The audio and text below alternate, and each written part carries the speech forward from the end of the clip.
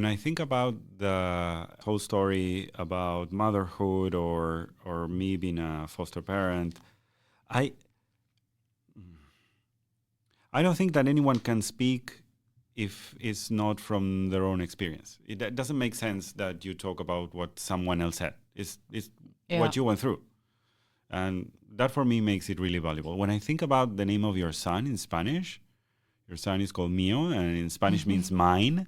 I feel like, okay, you downloaded your he was son there. to the Matrix. Yeah, I was like, he's that's my son. He's there. Yeah, he's ready. Like, we are waiting for the alignment, and then boom, came down. When you talk about alignment, you know how it happened? No, tell me. I was in a yoga teacher training.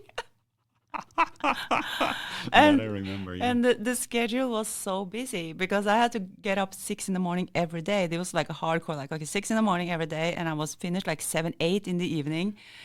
Yeah, but you need to tell people where you were. Okay, I was in Bali. Oh my God. So I think a couple of months before that, we were thinking, maybe we should have a kid because we have these studios, we have this business. It's kind of almost like a little bit boring. If you feel like we feel like we need a new project, but we don't want to open another studio. Maybe we should have a child.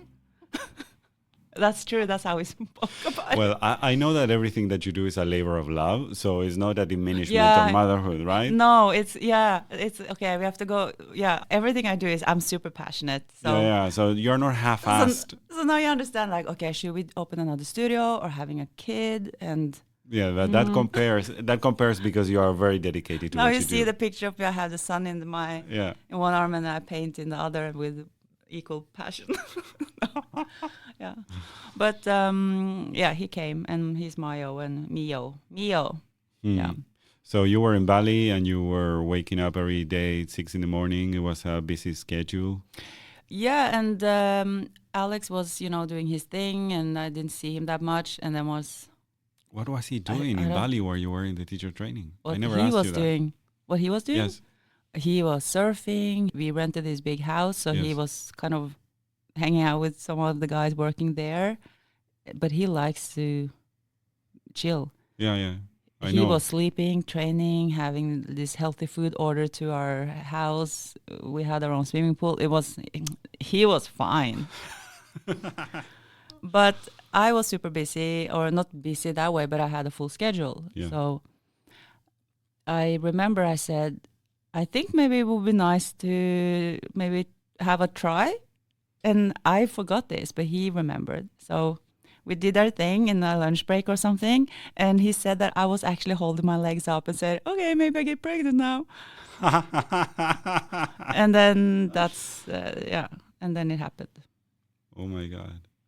That's a really nice story. And I don't know if podcasts are going to last very long, but it's going to be very funny for Mio to listen to this one day. Oh, I didn't think about that.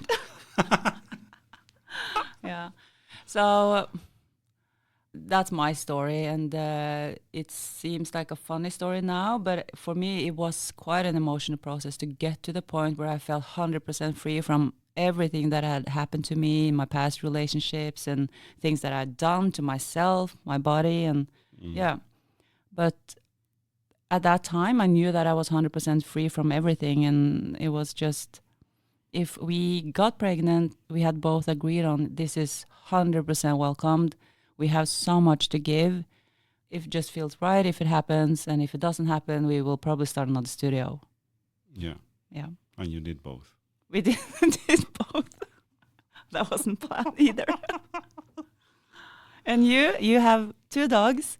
I have 2 dogs and I had 3 foster kids. And for me, pets are very grounding. It's like living in the present, and those are like having kids that never learn to walk, that are like crawling all around the house, in the sense of this unconditional love and the way they explore things, like they just are always exploring, and in the present moment. It's very similar to have babies. I don't humanize my dogs. You don't? No, I Okay, try are you to. sure? Yeah, Or I am. maybe you think you aren't? It will depend on the perspective, but for me, I divided this having kids or having like having sons and daughters to have this living in the present moment that you have with babies, that I have with my pets. Being the best uncle or godfather that I can be with my niece, for example, that she's 12 now, and she's awesome. And the work that I do as a therapist and the work that I do with our students. So this sense of transcendence and connection that you get from parenthood, that I got from having my foster kids for a decade when I lived in Spain, I think I renovate that into these different roles and different things. This is why I insisted so much in dividing the how and the what, because I feel myself fulfilled into that. And when we talk with Andreas about that, Andreas says, I don't want to fight with a kid. I don't want to be having to wake up early in the morning and dress a kid to go to school Every or day. every day of Yeah. my life. That's very mature, though. It's I really appreciate that he was like so upfront and honest about that. He's a very loving person, and you see that the way he behaves with his friends, and you see how generous he is. He's like supporting charities that help girls to go to school in less developed countries. So he's a very committed person, and that doesn't mean that if you want or you don't want kids, you are more generous or less generous. That for me is a complete different discussion. But I believe that this early or late teens or early adult dream that I had, that I was going to have a biological kid of my own, that didn't represent really what I wanted.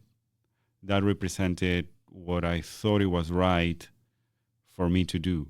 I feel much happier with what I'm doing. Yeah, can you say that, let's say, the biological child is kind of like a manifestation of what we think, what we want, and that's the only way. Yeah. Let's start from the beginning. Maybe what we want deep inside is to feel connection. We want to have someone to give our love to or share love. We feel like we have so much to give, and you feel like you can commit to something. You have all these things, then you know you have the right drive. It doesn't matter if it's your biological child or if it's adopted, because you have this need that you feel like you want to connect with something. You have all this love to give. Yeah. Is that a way to look at it? It's almost same when you have a pet. You just have all this love to give, and I feel like the love.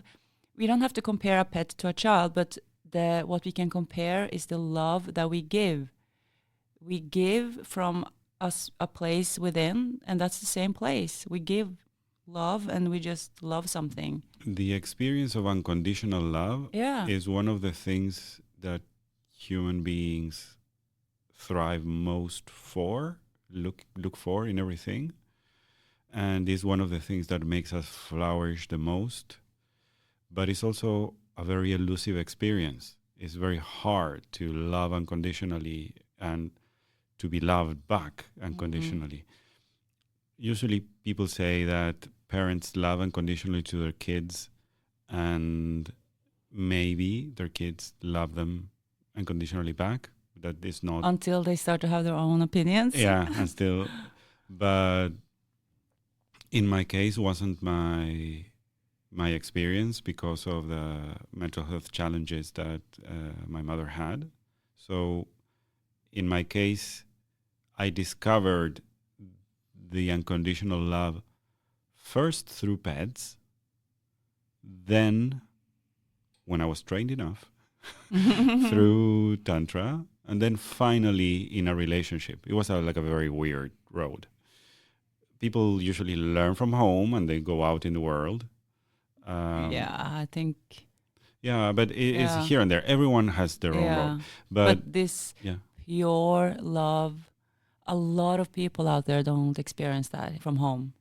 I know. I discovered that at an elder age when I was you were like, oh, this is how it feels like. And also internet and social media helps a lot to share a lot of experience, and then you realize that people on the other side of the ocean feels the same way or have a similar experience.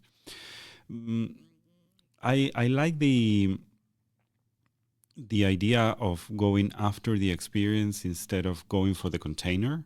Yeah, like that's why I say we don't have to compare a pet to a child. No. But if we separate the object from what we feel inside and we start to practice that more. Yes. I see the way that my husband treats our dogs, especially the little one. They have a relationship that at one point I am like, please get a room. I love that. When I see them together, it's like super sweet. They adore each other. And I see like this tantric connection of what love is there, because there is like pure intention. They are for each other. When he gets discouraged about something, she's right there checking that everything is okay. Or maybe his nieces and she's looking, are you okay? Is that unusual? And they sound? have a sense of, when you explain, it looks like they have a very strong flow between them. Yeah, exactly. Eckhart Tolle has a very nice book about pets being the guardians of the present. Because they are 100% present, like babies. Exactly. In that sense, I like dogs that behave. It doesn't matter how battered they were by the owners. They are always like loving and present and open and ready for whatever the plan comes around. So for me, you need to dig deep enough and put your love where it belongs. Yeah, I had a cat once. I just had a pet once in my life, and I was working so much, and I loved the cat. Oh my god, this cat was crazy. Okay, if you imagine me and my style, this cat was like, it was a Bengal. Yes. Wow. Yeah, and I had the cat with this pink. I was going. Oh, you had your cat on a leash? Yes. I had my cat on a leash, and she was with me everywhere. Yeah. We could go to the beach, and she was under an umbrella at the beach, and she didn't run away. God. She was walking, it was like a mini dog. Yeah. It was crazy. But I worked a lot after, I don't know, a year or something. I just worked so much, and then I was so connected to this cat. I could feel that he was mad at me when I came home late. I could feel all these things. Yeah. And I wanted to keep her, but I knew that she is better off in another home. Yeah. Sometimes I think if I got the cat after I got kids, I would never give her away. But at that time, I feel like I have adopted away a child in a sense. Yeah. But the amount of love you feel is like you could just pour out love with no fear of reactions or. Yeah. And I think if we human, and this is a big part of tantric practice, if we human can just love each other and be creative together and just pour out love and receive it. The problem for many, many people, I believe, is they can't receive it. And after I have been trying to interact with people in different ways, and most of the time you can see they can't, sometimes they can't believe it's true that you want the best for them. And it's just something clicks in their mind, because it's like, okay, she wants something. Or so many times I've been accusing for, do you want something else? Or do you have some other intentions? I'm like, no, I'm just happy. I just want you to be happy too, So that about receiving love. That is big, because usually people want to be loved. People want to be taken care of, but we are not taught about how to receive love. And I think so much about this now that I have a kid, because I just pour him with love. I hold him and I kiss him and I hug him. And sometimes I'm like, I think I have to learn him how to receive all this. Because when I see you both together, he has these sweet reactions. He might be playing or doing something, and then he looks at you. Yeah, in return. And he smiles like, okay, you're there. And or he runs and hugs you. Yeah. And sometimes he will lean forward and place his forehead to my forehead. Yes, I saw that. And then I know that he is kind of responding. Yes. But of course I hug him and I kiss him all the time. But I have this intention that I will try to make it more as an interaction rather than me just being a mom that just pour in love. I think I just have this theory that maybe from we are kids, we can also get too much affection and we are kind of like, don't. But for adults, I feel like we have to practice receiving. I am giving something precious and I am taking also something precious. I think it's connected a lot with the idea of deserving, right? Yeah. If I deserve to be loved or not. It is. I know that it sounds like a common phrase. Everyone deserves love. But sometimes it's very hard to feel because we don't love ourselves. There is a big show that maybe people outside the queer community don't know about, RuPaul's Drag Race. Have you heard about it? Of course. Yeah. And RuPaul finishes. Show. Yes, I love it too. And every time show finishes, RuPaul says, if you can't love yourself, how everyone else if you can't love yourself, it's like he's talking like that. Can I get an amen here? Yeah. And people don't realize that if you don't love yourself, you don't recognize someone loving you. That is so difficult to understand because that is what stops you from receiving love for me. And I just want to clarify, we are talking in the terms of outside a common relationship because the tantric path is all about getting into these emotions without being in a physical relationship, partnership. Yeah, people mix love with being in a relationship with someone. Yeah, and they think that is the only, So the love we are talking about now is that love that we just give unconditionally, and we have to practice that more, or that's my mission though, to practice that more and have people tapping into this frequency more without necessarily being in a relationship and link it up to only my partner or my kids and my family. If people just know how to love more, receive more love on a general base, I think the world will be a better place. And loving, you can love a plant, you can love your pets, you can love what you do, you can love the weather. And nature. But we need to spend more time reconnecting with other human beings because that is, I think that is the missing link because we practice so much on being present in the moment. We practice on feeling love when we are in nature. And so many people are afraid of feeling this love, relationship, and connection with other people and trust. And all these things that comes under the umbrella. Because when you go into the tantric practices or what Tantra says about this, Osho said very important things about this issue. How can we break this into with our listeners?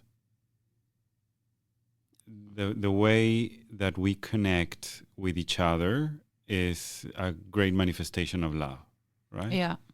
And it's kind of the essence of Tantra. Yes. But because the teachings are so subtle and a lot of Tantra teachings are made in codes and poems, and you have to, that's why it requires a teacher to go into the scriptures and discuss it and the meaning behind it.